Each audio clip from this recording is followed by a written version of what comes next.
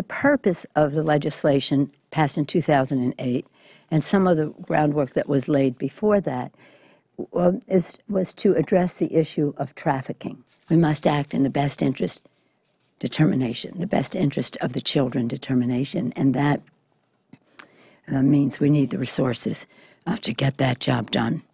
Last week you said that changes to the 2008 trafficking law wouldn't be a deal breaker for you for this to pass the supplemental.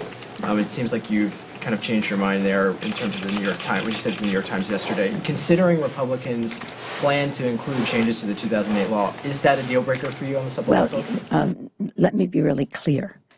The question I was asked was about the supplemental that the president put forth, which was a supplemental that has resources that can more expeditiously give due process to these children. I do not appreciate the characterization in the New York Times saying I'm for sending kids back or something like that. No, I'm not. I'm for giving them the process to do so. It's stunning to me, I'll be very honest with you. I'm rarely surprised around here. But it's stunning to me how the Republicans have tried to politicize this issue. Not all of them. Most of them were responsible for the good legislation that passed in 2008. As I've said before, many of my colleagues on the Republican side have been champions for human rights and stopping trafficking. I do not believe that they need a change in legislation to more expeditiously provide due process for all of the children that we're talking about.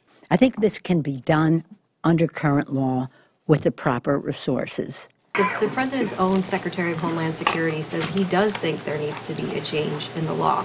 And he's saying that it's becoming an issue. And members who went to Honduras and Guatemala last weekend said that embassy personnel in those countries, American officials, were saying that the law is the problem, that's the magnet drawing people here.